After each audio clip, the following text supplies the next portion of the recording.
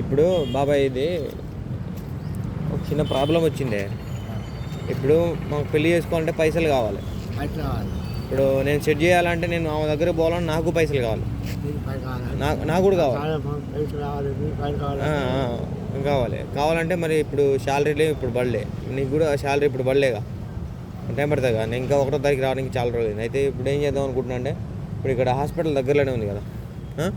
ఇప్పుడు నీ 2 కిడ్నీలు ఉన్నాయి ఇక, 2 కిడ్నీలలో ఒక కిడ్నీ అమ్మేద్దాం, 10 లక్షలు ఇస్తారు.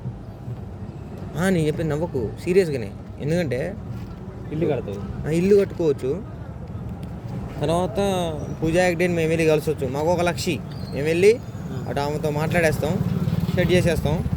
ఆమెను తీసుకొని ఇక్కడికి వచ్చేస్తాం. అన్నీ ఆమె బ్యాగులు గీగులు బట్టలు అవన్నీ చదువుకొని ఆమెకు టికెట్ వేసి ఆమెను తీసుకొచ్చేస్తాం.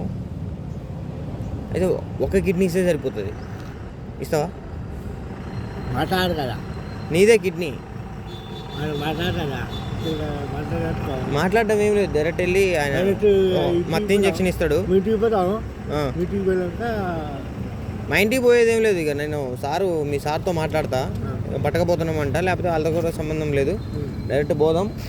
1 కిడ్నీ, 2 వద్దు. 2 అయితే మళ్ళీ నువ్వు చచ్చిపోతావు. 1 కిడ్నీ తీసుకుంటే ఏం కాదు. మరి పోదాంపా, మరి పోదాంపా. అక్కడ నర్సింగ్ హోమ్ ఉంది, ఆడ తీసేస్తారు. ఇప్పుడు 2 కిడ్నీలలో ఏమే సారు, 2 కిడ్నీలలో 1 కిడ్నీ తీసుకుంటే ఏమైనా అవుతుందా? అందులో ఒకటి ఈ సార్ కూడా 1 కిడ్నీ ఇచ్చేసిండు. ఇస్తావా? ఇవా? ఖచ్చితంగా ఇవ్వాలి. ఆడనే ఉంటుంది. ఆడ నీ చూపెట్టు, ఆడుంటా కిడ్నీ. మరి ఏం మరి ఇస్తావా? మరి పోదాంపా. మరి తర్వాత చూస్తే దగ్గర మరి అమ్మాయి పోతుందా బాబు? అమ్మాయి పోయిందనుకో మనం ఆగమవడమే. ఇక నా నెంబర్ ఇస్తా, యో నా నెంబర్ ఇస్తా.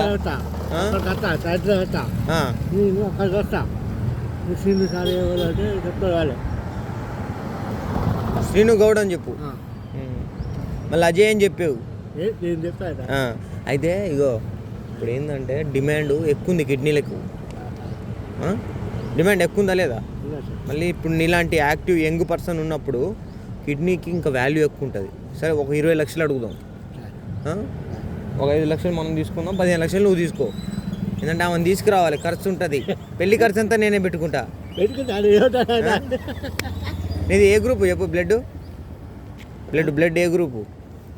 ఆడ కాదు, blood A group? Blood group A group అని చెప్తారు. వాళ్ళే చెప్తారు. అంతేనా? మనకి వాళ్ళు చెప్తే వాళ్ళు అయిపోయాయి. ఇయ్య నీకైతే నువ్వు రెడీ అవుతుంది. నువ్వు రెడీగా ఉన్నావుగా. ఇయ్య నీకు 1 కిడ్నీ ఒకటి ఇస్తావుగా.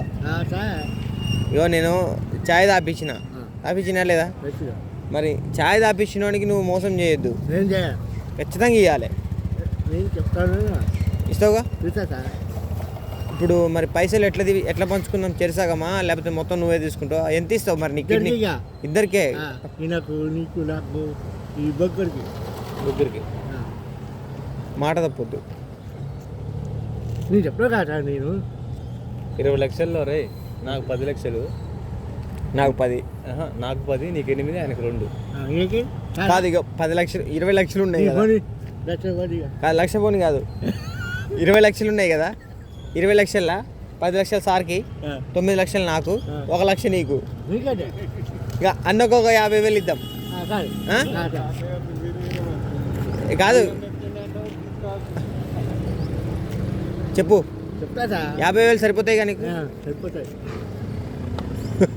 అదే చెప్తాను, చెప్తాను మాకు చెప్తాను వాళ్ళే ఆర్డర్ చెప్తాడు. కానీ మరి 20 లక్షల కన్నా ఎక్కువ వచ్చినాయి అనుకో, అవి నువ్వే ఉంచుకో, ఓకేనా?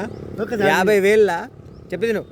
50,000 నువ్వు ఇల్లు కట్టుకో, పూజా డేకి బట్టలు గిట్లు కొని పిచ్చేసేయి.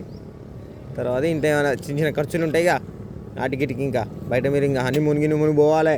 పెళ్ళైనాక మళ్ళీ అదొకటి ఉంటుంది, హనీమూను. ఇక అటు పోతారుగా ఎంజాయ్ చేయనీకి. మరి దానికి కూడా పైసలు కావాలి, ఓకేనా? పిల్ల కావాలంట. అయితే ఒక అమ్మాయి ఉంది గౌడ్స్లా, చూసినాం, సెట్ చేసినాం, మాట్లాడినాం, ఫోన్ చేసి మాట్లాడినాము. సెట్ చేసినాము ఇక రెడీ అయింది పిల్ల పిల్ల పిల్ల కూడా రెడీ అయింది కానీ కట్నం కావాలంటాడు. లక్ష కావాలి, ఎక్కడ కావాలి?